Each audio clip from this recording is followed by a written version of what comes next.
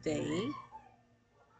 So, ngayong hapon ay mag-edit na naman tayo. Patuloy tayo sa ating Canva. So, kahapon, logo. Then, ngayon, dito na tayo sa doc. Doc, create new. Ito yun ang doc. So, meron tayo dito, of course, yung font natin, kung saan pwede tayong pumili. Huwag ka lang pumili sa, kaya nang sabi ko kahapon, doon sa Pro. Kasi pag Pro, hindi mo magagamit pag hindi ka nakabayad sa kanya. Yun lang naman ang deal ni Pro. No payment, no use. Diba? Then, this one, increase fonts. You need to highlight first. Control A or CTRL-A to highlight all. You press first the CTRL, then the second one is the A, Apple, then boom, it highlights. So, yung plus, ito yung increase. Kung saan, pwede mong palakihan ang letra. Okay? Ito naman yung minus, which is the decrease. Ito naman yung kung saan gusto mong maliit ang mga letra na gusto mo. Tulad nito, si Eggy, gusto mo, maliit siya. Ayan. Tapos, gusto mo palitan ng font kasi ayaw mo. Ayan, diba? So, pwede talaga. Pwede rin na yung add nito, gawin mo yung change the color. Diba? Like this. Diba? Galang! Then, yung iba, ito yung VEF. Yung VEF, ano ba? Gusto mo may, ano ba to? Button ata to. Yan, button. Pero dito siya pumunta. Ayan. So, sa VEF, gusto mo may linya. Ayan. So, ayan yung docs. So, balik tayo. Docs. Tapos na tayo sa docs. Dito na tayo sa whiteboard. Ano kaya ang whiteboard? Ang whiteboard ay parang kung sa school meron tayong green board or blackboard na tinatawag nila, dito naman sa Canva meron tayong whiteboard. So, meron tayo dito yung recently used. Ayan. So, pwede mo siyang lagyan ng example ito, mind map. Ayan. Diba? Then, pwede mo itong palitan, syempre. Pwede mong palitan. Zoom in natin para makita ng lahat. Okay. So, ayan siya. So, ito, gusto mo siyang palitan. So, gusto mo, So, ito ay mockups. So, punta tayo sa upload, then palitan natin ang gusto mong, ayan. Ayan, yung pinalit ko kanina. Tapos, sa iba, pwede mo rin palitan, syempre. Palit-palit lang. Yung lunch, gusto mo, breakfast. Pag, ayan, so, maliit siya. So, extend, then drag mo lang. Then, gusto mo yung font, ibahin mo. So, go tayo sa font. Ayan. So, mag-iba siya. So, ayan na siya. Diba? Then, pwede mo rin itong palitan. Ayan. Mockups yan. Zoom out. Then, go tayo dun sa dito. Ayan. Kung may project ka at kailangan mo ng map, ayan. Pwede mo itong gamitin. Pwede mo silang yung map mo, pwede mong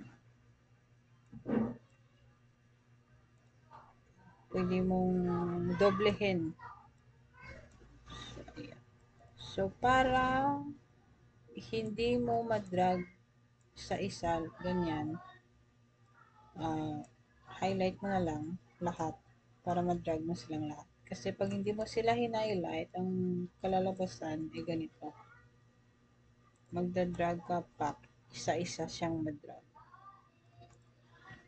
Kung gusto mo lahat pumunta doon sa kabila, drag mo, highlight mo lang, ayan. Ganito dapat. Okay na. So, marunong ka nang maglagay ng, ano ba yan, ng maps din sa whiteboard.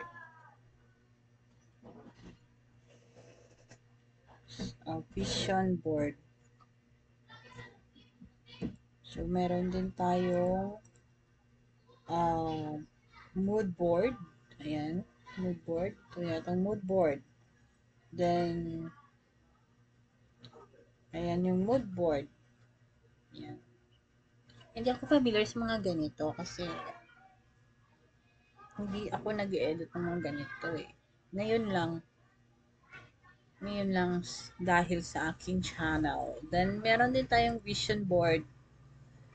Vision board is like, parehas lang pala sa mood board. Goal settings. Yung goal settings, ito parang goal settings. If you have a goal, you want to achieve and you want to print it, you can use the Canva. Then dreams, if you have a big dream. If my career is example, this one, I click it. Ayan. So, my career. So, zoom in natin. Ayan. So, this is my career essential vision board. So, my interest. So, this is your interest. So, if you want to change it, just click, then highlight. You click first inside of it, in the box, then highlight CTRLA or to highlight it all, or for the mouse, sa mouse naman, left click, then double click. Then this is the Canva tips for whiteboard. Ayan. Ito yung mga, pwede nyo rin itong palitan. Kung gusto nyo, pwede. Lahat pwede nyo palitan dyan. Ganun lang kadali maghanap ng kapalit. So, sa whiteboard, still, ano pa bang sa whiteboard? White. Anong yung white? Kanban board, take a poll, your business plan, job search, brainwriting. If you like, naghahanap kayo ng mga trabaho, then gusto nyo may plan B, may plan A, then you have all many plans na example, gusto mo mag-apply dun sa kumpanya din hindi ka na accept, hindi ka natanggap sa Tagalog. Pakahirap naman magganit. Char lang. Hindi ka natanggap, hindi ka na-accept. So, you have a plan B to apply to another company or institution. So, yan yung job search sa Canva. Naka-pro si job search. So, ayoko siyang i-click dahil hindi ko naman siya malalagay dito mismo sa loob ng whiteboard kasi naka-pro. Hindi ako pahihiramin yan. Then, we have also brainwriting. Si brainwriting, so zoom in natin para makita natin lahat ang brainwriting. So, ito si brainwriting. Write the main topic here. So, kung pwede pala to sa teacher or sa gumagawa ng mga thesis or like project about sa brainwriting, para siyang plan for brainstorming. So, yun pala yun. Okay. So, templates. Ayan. Dami siya. Kirk Stallion. Project Tracker. So, si Project Tracker ay naka-Canva. Ayaw akong pahiramin. So, we have also more like this of the big plan. Ayan. So, maraming templates. Ayan. So, pwede nyo itong i-print. Pwede nyo itong i-print. Pwede ito sa Excel. Pwede rin sa Word. Okay? Pwede ito.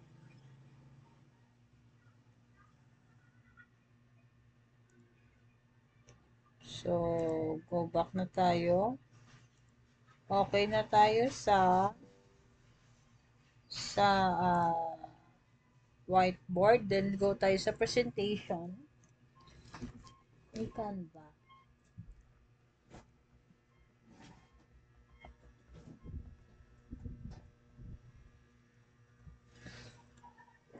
Okay. Sa presentation ni Canva, ito yung parang kung sa Microsoft Office PowerPoint siya.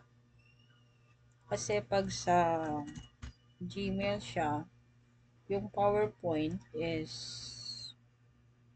slides yung tawag sa PowerPoint ni Gmail o ni Google Mail. Pag sa Canva presentation, pag sa Microsoft Office, Microsoft Office PowerPoint ang nakalagay doon. So, ito na nga, si presentation, slides, or PowerPoint. So, ito, naka-pro, hindi pwedeng gamitin. So, kailangan maghanap ka ng free. Free. Para wala kang babayaran. Char. Okay, free. Ito maganda. Si presentation, ito yung templates niya maganda rin. Ito si creative portfolio maganda rin. So marami din naman sa free na excellento ang mga templates. So depende na yun sa taste mo. Okay. So gusto ko parang aesthetic. Ito gusto ko. Yan. Yan yung kanyang overall na design. So, ayan. Add naman ako uli. Then, go naman tayo sa template. Then, another. Slide 3. And this is the slide 3. Slide 4. Ayan. Slide 5. Slide 6. So, dyan lang muna. Slide 6. Kaya ko hanggang slide, anong slide to. So, hanggang slide 6 lang ako. So, pwede bang palitan yan? Yes, of course. Pwedeng palitan ang first slide. Palitan ng information or details um like this, love portfolio, 'di ba? Tapos gusto mo malaki yung font. Lalakihin mo lang si font, ayan. Then gusto ko palitan yung font kasi ang pangit. Ayan. Parang robot yan. So maghahanap ako ng gusto kong font na gusto ko, syempre. Kasi pag hindi mo gusto, ayaw mo rin naman pipick upin yan. Pag hindi mo gusto, wala, papalitan mo rin yan. Pag hindi mo gusto, goodbye. Ganon din sa paggawa ng mga designs sa mga ginagawa mo. So, dapat gusto mo para wag mong mamadaliin na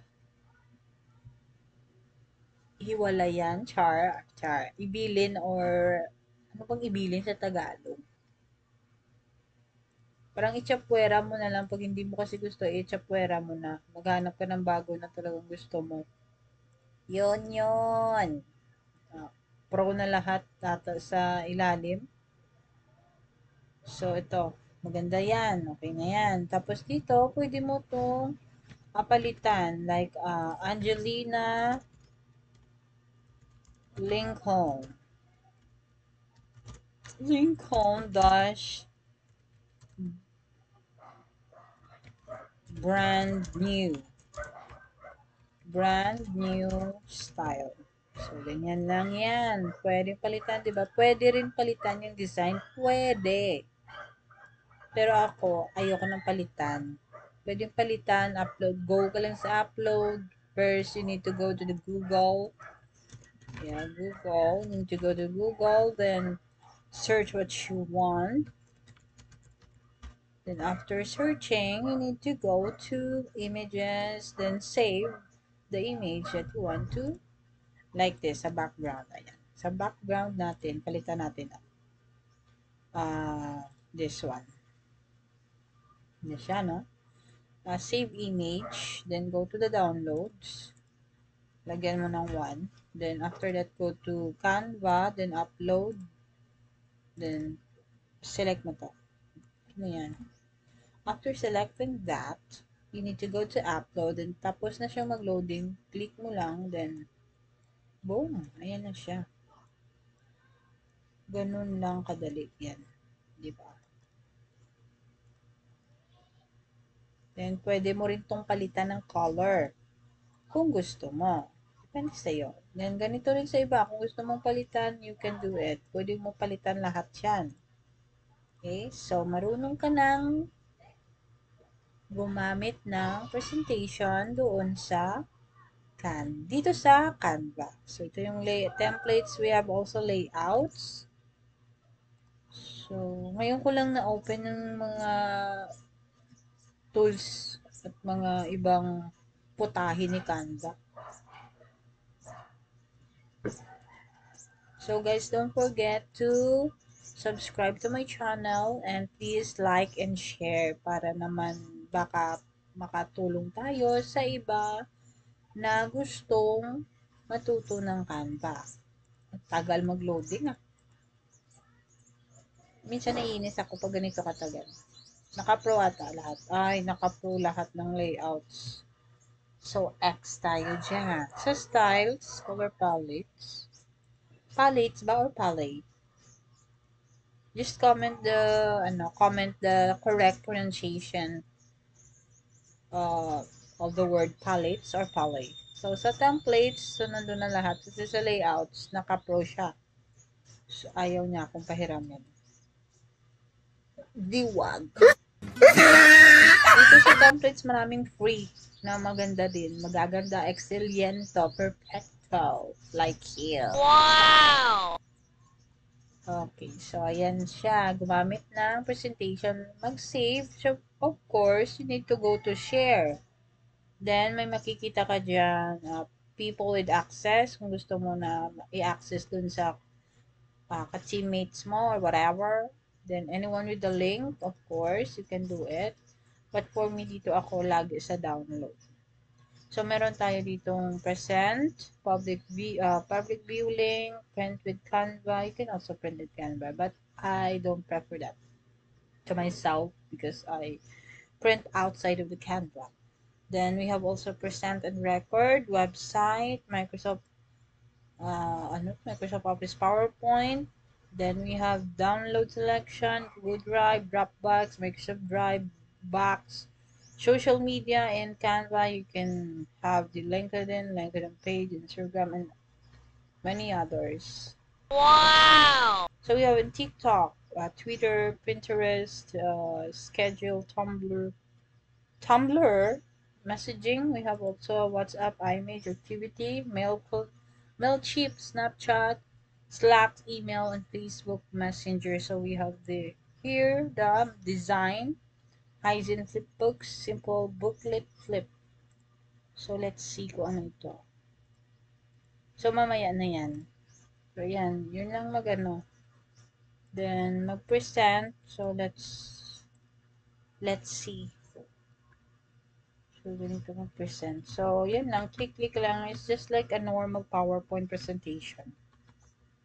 Wow! You can also make a PowerPoint presentation offline in your Microsoft Office if you have one in your laptop or computer. Then you can also design like this. If you have a style of an aesthetic style, you can also do it like this. Okay? Kasi sa offline, there is advantages and also disadvantages. So, sa pag-offline, pag may gusto kang ilagay na picture, you need to to have an internet. So, pag yun yung disadvantages pag offline, hindi ka makakakuha ng picture na gusto mo. Yung advantages is you can do offline, you can do your work offline. You don't need internet. So that is the advantages. From the Canva or for the online online online doings, you need an internet. The advantages is that you can get all the images that you need. And the disadvantages, you need to have the internet connection. So, ayun. So, marunong ka na sa presentation. So, please don't forget to subscribe for more updates. Thank you and good day.